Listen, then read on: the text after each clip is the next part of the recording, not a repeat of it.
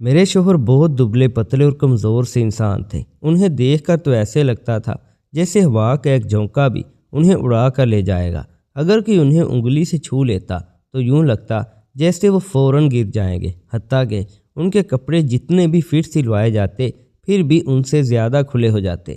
ان کی کمزوری دیکھ کر اکثر لوگ انہیں مذاق میں مرچو پہلوان کہہ کر بلاتے تھے، لیکن جو بھی تھا آخر کار وہ میرے شوہر تھے اور وہ مجھ سے بہت محبت کرتے تھے، اور ہم دونوں یونیورسٹی میں ایک ساتھ پڑھتے تھے جہاں ہماری محبت کی ابتدا ہوئی تھی۔ شروع میں وہ صحت میں ٹھیک تھے، لیکن بعد میں نہیں معلوم کہ کیوں وہ کمزور سے کمزور تر ہوتے چلے گئے۔ اب ان کی حالت یہ تھی کہ وہ ہڈیوں کا ڈھانچہ لگتے تھے۔ کئی ڈاکٹروں سے علاج کروانے کے باوجود وہ نہ تو موٹے ہوئے اور نہ ہی صحت مند، بلکہ مزید کمزور ہوتے گئے۔ مگر میں نے کبھی بھی ان کی یہ حالت دیکھ کر دل چھوٹا نہیں کیا تھا، بلکہ ان کے دبلے پن نے مجھے مزید دلیر کر دیا تھا۔ یہ کافی عرصہ پہلے کی بات ہے، جب ہم دونوں یونیورسٹی میں پڑھتے تھے۔ ہم دونوں کے درمیان اکثر چھوٹی موٹی نوک جھونک ہوتی رہتی تھی۔ میں مزاحیہ انداز میں کہا کرتی تھی کہ تم تو اتنے کمزور ہو کہ مجھے عورت ہونے کے باوجود بھی زور آزمائی میں شکست نہیں دے پاؤ گے۔ شادی کے بعد میں تمہیں دیکھوں گی، میں تم پہ غصہ کروں گی اور تمہیں اپنے حکم کے تابع رکھوں گی، کیونکہ تم بہت کمزور ہو اور میں تم سے صحت میں بہتر ہوں۔ تم میری بات مانتے رہو گے، اگر نہ مانی تو باقی تم خود سمجھدار ہو۔ بجائے غصہ کرنے کے وہ اس بات پر ہمیشہ ہنستے ہوئے جواب دیتے، مرد ہمیشہ عورت سے بڑا ہوتا ہے، چاہے وہ قد میں چھوٹا ہی کیوں نہ ہو یا عمر میں کم ہو، وہ ہمیشہ عورت سے بڑا ہی مانا جاتا ہے۔ اور پھر وہ کہتے کہ شادی کے بعد تم دیکھنا کون کس کے قابو میں رہتا ہے، میں یا تم۔ میں ان کی باتوں پر دل کھول کر ہنستی تھی، کیونکہ مجھے لگتا تھا کہ وہ جسمانی طور پر کمزور ہیں تو دل سے بھی کمزور ہوں گے، اور شادی کے بعد وہ ہمیشہ میری ہر بات مانیں گے۔ مگر جب ہماری شادی ہوئی تب مجھے پتہ چلا کہ حقیقت کیا ہے، مرد اپنے آپ میں کس قدر مضبوط ہوتے ہیں اور کیوں ہمیشہ عورت سے بڑے مانے جاتے ہیں۔ شادی کے بعد مجھے یہ سمجھ آیا کہ میرا شوہر کس نوعیت کا شخص ہے۔ وہ جو باتیں شادی سے پہلے کہا کرتا تھا وہ سب سچ ثابت ہو رہی تھی۔ وہ جو محبت اور ہنسی مذاق کا وعدہ کرتا تھا، شادی کے بعد وہ سب بدل گیا تھا۔ اس نے اپنی اصلیت دکھانا شروع کر دی تھی۔ شادی کے بعد وہ ایسا شخص بن گیا تھا جو نہ تو محبت کرتا تھا اور نہ ہی ہنستا تھا۔ وہ رات کو میرے پاس آتا اور مجھے یوں محسوس کراتا جیسے میں اس کی جاگیر ہوں۔ وہ بدتمیزی اور جبر سے کام لینے لگا تھا۔ اب مجھے سمجھ آ رہا تھا کہ میں اسے سمجھنے میں غلطی کر گئی تھی۔ ہر رات وہ میرے پاس آتا اور نہ صرف جسمانی تشدد کرتا بلکہ ذہنی طور پر بھی مجھے دبانے کی کوشش کرتا۔ وہ مجھے خاموش رہنے کا کہتا اور کبھی بھی کسی کو ہمارے بارے میں کچھ بتانے کی یا منہ کھولنے کی اجازت نہیں دیتا تھا۔ یعنی وہ مجھ پر اپنا پورا رعب اور دبدبا رکھتا، جس کی وجہ سے میں ہر وقت خوف زدہ رہتی تھی۔ شادی کی پہلی رات ہی اس کی باتوں سے میری حالت ایسی ہو گئی تھی کہ مجھے خود سے بھی نفرت ہونے لگی۔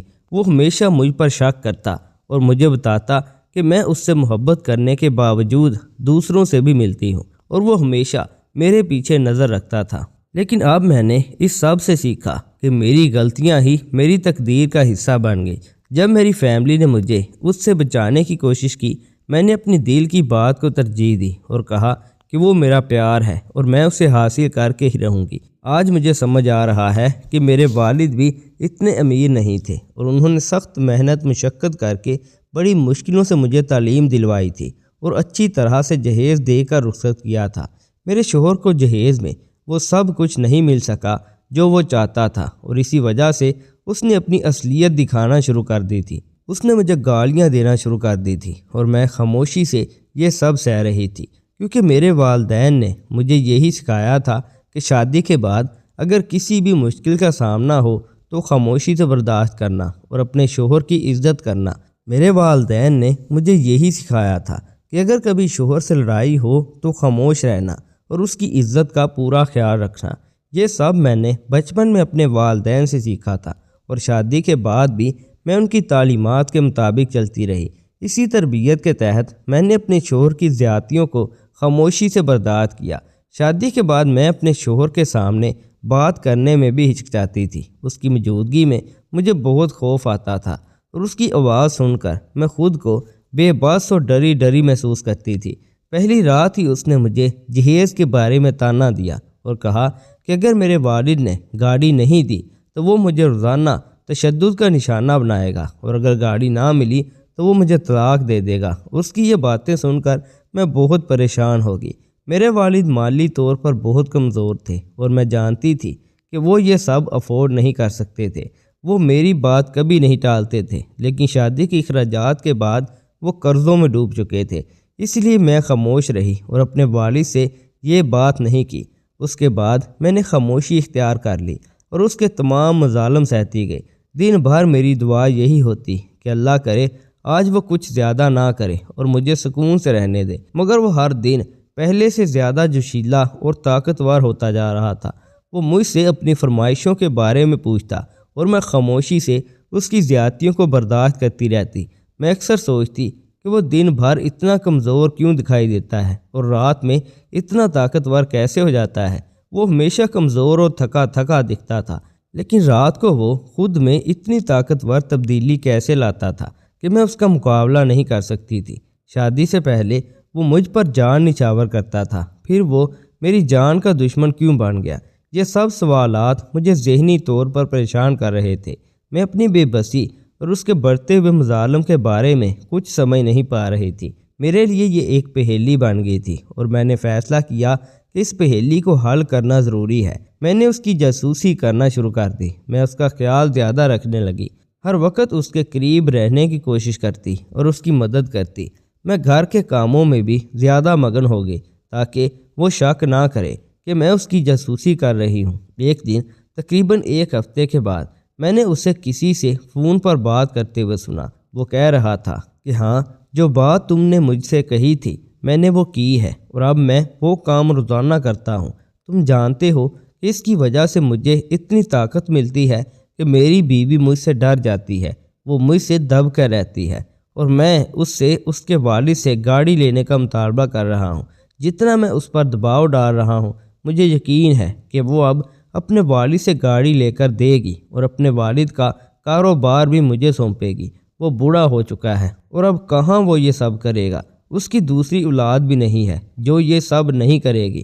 اب وہ آخری امید بن چکی ہے اور یہ سب کچھ میں لے کر ہی رہوں گا۔ اس کے بعد میری بیوی بھی مجھ سے خوف زدہ رہے گی۔ تمہارا بہت شکریہ بھائی، میں نے دودھ میں زعفران ملا کر رکھا ہے اور کچھ دیر میں وہی پیوں گا۔ جب سے میں نے یہ پینا شروع کیا ہے مجھے جسمانی طاقت محسوس ہوتی ہے اور میری شخصیت میں اتنی قوت آ جاتی ہے کہ جب میں اس کو دیکھتا ہوں وہ ڈر کے مارے سہمی ہوئی نظر آتی ہے۔ تمہیں یاد ہے کہ یونیورسٹی میں وہ کیا کہا کرتی تھی؟ وہ ہمیشہ کہتی تھی کہ وہ مجھ سے دب کر رہے گی، لیکن اب دیکھو کون دب کر رہ رہا ہے۔ میں نے زعفران کے فوائد کے بارے میں سنا تھا، لیکن آج پہلی بار میں نے ان کا اثر محسوس کیا۔ اس کی طاقت کا راز مجھے سمجھ میں آیا۔ میں نے فیصلہ کیا کہ اب میں اس کا دودھ چھپا دوں گی اور اسے دوسرا دودھ دوں گی تاکہ اس کی طاقت ختم ہو جائے، تاکہ جو ظلم مجھے جھیلنا پڑ رہا ہے وہ ختم ہو سکے۔ مجھے مزید ظلم برداشت نہیں کرنا تھا اور نہ ہی اپنے والد کو مشکل میں ڈالنا تھا۔ ہم بیٹیاں ہمیشہ اپنی تقدیر کے مطابق زندگی گزارتی ہیں، چاہے ہم اپنی مرضی سے زندگی کے فیصلے کریں یا والدین کے فیصلے پر عمل کریں، آخرکار وہی ہوتا ہے جو تقدیر میں لکھا ہوتا ہے۔ ہم ہمیشہ خاموش رہ کر سب کچھ سہنے کی عادی ہو جاتی ہیں اور اپنے والدین سے مشکلات چھپانے کا ہنر بھی سیکھ لیتی ہے۔ میرے لیے یہ فیصلہ کرنا بہت مشکل تھا کہ مجھے اپنے والد کو اس صورتحال سے آگاہ کرنا چاہیے یا نہیں، کیونکہ اگر وہ حقیقت جان لیتے تو سارا کاروبار میرے شوہر کے نام کر دیتے اور میں نہیں چاہتی تھی کہ ایسا ہو۔ میں چاہتی تھی کہ وہ خود اپنے بل بوتے پر کچھ کرے۔ اگر میرے والد کا بنایا ہوا کاروبار میرے شوہر کو مل جاتا تو وہ اسے ضائع کر دیتا۔ اس کا کوئی حل نہیں تھا، کیونکہ وہ سب کچھ ختم کر دیتا تو پھر وہ اپنے بچوں کی دیکھ بھال کیسے کرتا؟ میرے والد ابھی زندہ ہیں اور میں نہیں چاہتی کہ میں انہیں مزید پریشانیوں میں ڈالوں۔ اب میں شادی شدہ تھی اور اپنا الگ گھر تھا اور اس لیے میرا دل نہیں کرتا تھا کہ میں اپنے والد پر بوجھ بنوں۔ انہوں نے ساری زندگی اولاد کی خوشی کے لیے قربان کر دی اور میں چاہتی تھی کہ میں انہیں کبھی تنگ نہ کروں۔ ایک دن میں نے اس کا دودھ چھپا دیا اور زعفران والا دودھ گرا دیا تاکہ وہ دودھ نہ پیے اور شاید اس کا جوش کم ہو جائے، لیکن جب اس نے وہ دودھ نہیں پیا پھر بھی وہ پہلے کی طرح ہی تھا اور میں پھر بھی اس کی باتوں سے خوفزدہ تھی۔ مجھے سمجھ نہیں آیا کہ ایسا کیوں ہو رہا تھا۔ اس نے مجھے دھمکی دی کہ اگر میں اپنے والد سے بات نہیں کرتی تو وہ مجھے چھوڑ دے گا اور مجھے طلاق دے دے گا۔ اس کی باتوں سے میری ٹانگیں کانپنے لگی اور میں مزید پریشان ہو گئی۔ مجھے یہ سمجھ میں نہیں آ رہا تھا کہ جو میں نے سنا تھا وہ جھوٹ تھا یا جو کچھ ہو رہا تھا وہ حقیقت ہے۔ دوسرے دن میں نے فیصلہ کیا کہ میں اپنے والد سے بات کروں گی اور ان سے اس صورتحال کے بارے میں بات کر کے اپنے شوہر سے خلا لے لوں گی۔ میں اپنے والد کے ساتھ رہ کر ان کا کاروبار سنبھالنا چاہتی تھی، لیکن میری ساس نے کسی وجہ سے مجھے جانے سے روک دیا اور مجھے گھر میں ہی رکنا پڑا۔ اس دن بھی مجھے اس کا دودھ چھپانا پڑا۔ اس دن میں نے محسوس کیا کہ وہ پہلے جیسا نہیں رہا تھا، جیسے زعفران والے دودھ نے اسے طاقت دی تھی۔ اب اس کی طاقت کم ہونا شروع ہو گئی تھی۔ یہ قدرتی چیزیں ہوتی ہیں اور ان کے فوائد ہمیشہ دیر پا ہوتے ہیں، لیکن اب اس کی طاقت کم ہونے لگی تھی اور وہ اندر سے بھی کمزور ہو رہا تھا۔ اور رات کو اس نے مجھے پھر سے دھمکی دی کہ تجھے اپنے والد سے بات کرنی ہی ہوگی اور اگر میں نے ایسا نہ کیا تو وہ مجھے ہمیشہ کے لیے چھوڑ دے گا۔ میں نے اس کے ارادوں کو سمجھا اور فیصلہ کیا کہ اس کے ساتھ زندگی گزارنا میرے لیے ممکن نہیں رہا۔ اب اس کے بعد میں نے اپنے والد کے گھر جانے کا فیصلہ کیا اور اپنے والد کو ساری صورتحال بتا دی۔ میں نے اپنے والد کو بتایا کہ اب میں اس جیسے انسان کے ساتھ زندگی نہیں گزار سکتی۔ میں نے اپنے والد سے صاف انکار کر دیا تھا۔ وہ ابھی بھی مجھے سمجھانے کی کوشش کر رہے تھے اور چاہتے تھے کہ میرا گھر بسا رہے، لیکن میں خاموش ہو گئی۔ مجھے اب اس کے ساتھ نہیں جانا تھا۔ میں نے محبت بھی دیکھ لی تھی اور اس کی حقیقت بھی سمجھ چکی تھی۔ میرے والد کی محبت کا کوئی مقابلہ نہیں کر سکتا تھا، کیونکہ ان کی محبت ہمیشہ سب سے بلند رہی۔ وہ ہمیشہ میری فلاح کے لیے فکر مند رہتے تھے۔ میں اپنی بے وقوفی پر شرمندہ ہوتی اور روتی، لیکن خدا کا شکر ادا کرتی کہ اس نے مجھے اس کی حقیقت پہلے ہی بتا دی، ورنہ شاید میری زندگی دکھوں سے بھری رہتی۔ میرے والد نے ہمیشہ میری خوشی کے لیے کوششیں کی، لیکن میں نے ان کی بات نہیں مانی۔ میرا شوہر بھی کئی بار میرے لیے آیا اور وہ پہلے سے زیادہ کمزور نظر آ رہا تھا۔ جب میں نے اس کا سامنا کیا تو مجھے اندازہ ہوا کہ اس کے ساتھ زندگی گزارنا میرے لیے ذہنی اذیت کا باعث بن سکتا ہے اور شاید میرے دماغ پر اثر پڑتا۔ اس کا اصل مقصد لالچ تھا اور وہ میرے والد کو پریشان کرنے کی کوشش کر رہا تھا، لیکن میں اپنے والد کو مزید تکلیف میں نہیں ڈالنا چاہتی تھی۔ آج مجھے یہ سمجھ آ گیا تھا کہ انسان کی ظاہری حالت سے اس کی حقیقت کا پتہ نہیں چلتا۔ ہم جو دیکھتے ہیں اسی پر یقین کر لیتے ہیں، لیکن حقیقت کچھ اور ہو سکتی ہے۔ کئی بیٹیاں ایسے لوگوں کے ساتھ زندگی گزارنے پر مجبور ہوتی ہیں جو انہیں نقصان پہنچاتے ہیں اور ان پر ظلم کرتے ہیں۔ ایسے لوگ انسان کہلانے کے لائق نہیں ہوتے اور نہ جانے والدین اپنی بیٹیوں کو کس امید سے ان کے ساتھ رخصت کرتے ہیں، یہ سوچ کر کہ وہ خوش رہیں گی اور ان کی زندگی بہتر ہوگی۔ وہ اپنی بیٹیوں کو شہزادی بنا کر رکھتے ہیں، لیکن حقیقت میں دنیا میں بہت سے لوگ ان کے لیے مشکلات کھڑی کرتے ہیں۔ ایک بیٹی کو حقیقت میں شہزادی بنانا صرف والدین کا کام ہوتا ہے، باقی دنیا انہیں صرف تکالیف دینے کی کوشش کرتی ہے۔ بیٹیاں اکثر اپنی تقدیر کے مطابق دکھ اٹھاتی ہیں اور والدین اپنی بیٹیوں کے لیے سب کچھ قربان کرتے ہیں، لیکن ان کی تقدیر میں جو کچھ لکھا ہوتا ہے وہ بدل نہیں سکتے۔ میرے نصیب میں بھی وہ دکھ تھے جو محبت کے فیصلوں اور والدین کے فیصلوں پر روتے ہوئے گزر گئے۔ آج میرے والد میرے شوہر کی حالت کو دیکھ کر فکر مند ہو گئے تھے۔ میرے والد فوراً بازار سے پھل لے آئے اور انہیں کھلائے۔ شاید وہ مجھے اس کے ساتھ بھیجنے کا ارادہ رکھتے تھے۔ میں اپنے والد کو اس کی خاطر پریشان دیکھ رہی تھی۔ وہ اس کا خیال بیٹے کی طرح رکھ رہے تھے، جبکہ انہیں یہ نہیں معلوم تھا کہ یہ شخص ان کی بیٹی کے ساتھ کس حد تک برا تھا۔ اس نے مجھ سے معافی مانگی اور کہا کہ وہ اب کبھی ایسا نہیں کرے گا۔ اس کا کہنا تھا کہ اب وہ سب کچھ سمجھ چکا ہے اور اس سے مجھ سے محبت ہے، کیونکہ دنیا میں دولت کا لالچ سب کچھ نہیں ہوتا، بلکہ محبت بھی اہم ہے۔ اس نے میرے والد سے بھی معافی مانگ لی، لیکن مجھے اب بھی اس پر شک تھا۔ میں نے اس کے ساتھ جانے سے انکار کر دیا اور اپنے والد سے کہا کہ میں اس کے ساتھ نہیں جانا چاہتی۔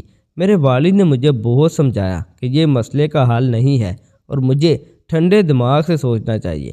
وہ کہا کرتے تھے کہ ظلم کرنے والے کو ایک موقع ضرور ملنا چاہیے، اور اب وہ تمہارے سامنے معافی مانگ رہا ہے۔ تم دونوں کا رشتہ بہت نازک ہے اور تمہیں اس کی اہمیت سمجھنی چاہیے۔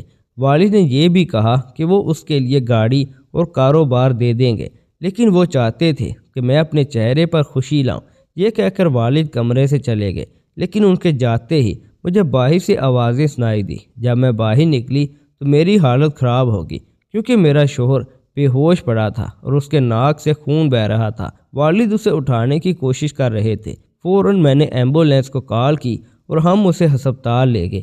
وہ شدید صدمے میں تھا اور اس کا دماغ کام کرنا چھوڑ چکا تھا۔ ہسپتال میں اسے بستر مرگ پر دیکھ کر مجھے یہ سوچ کر حیرت ہوئی کہ وہ شخص جو ہمیشہ آکرتا رہا آج اتنی تیزی سے نیچے گرا ہے۔ اس کا تکبر ختم ہو چکا تھا اور وہ اب اس وقت وہی دعائیں مانگ رہا تھا جو میں نے اس وقت اپنے لیے کی تھی۔ ہسپتال میں بیٹھے ہوئے میرے والد نے مجھے پھر سے سمجھایا کہ اب وقت آ گیا ہے کہ مجھے اس کا ساتھ دینا چاہیے۔ میں نے اس کا فیصلہ کیا کیونکہ اب میں سمجھ چکی تھی کہ اس کی اکڑ ختم ہو چکی تھی اور اب مجھے اس کے ساتھ واپس جانا چاہیے۔ خدا کا شکر ہے کہ میرا شوہر صحت یاب ہو چکا ہے اور میں دعا گو ہوں کہ ہر بیٹی کے نصیب میں اچھا شوہر لکھا جائے، اور میں یہ دعا بھی کرتی ہوں کہ اللہ ہر والدین کی بیٹیوں کے نصیب میں اچھا شوہر لکھے، کیونکہ کچھ مرد عورتوں کو صرف اپنی ملکیت سمجھتے ہیں جیسے میرا شوہر تھا، لیکن اللہ نے اسے راہ راست پر گامزن کر دیا۔ دوستو، ویڈیو کے آخر میں میری آپ سب سے ایک چھوٹی سی گزارش ہے کہ اگر ویڈیو اچھی لگے تو ویڈیو کو لائک کرنے کے ساتھ ساتھ مزید ایسی نئی ویڈیوز دیکھنے کے لیے چینل کو بھی ضرور سبسکرائب کر لیجئے گا۔ شکریہ۔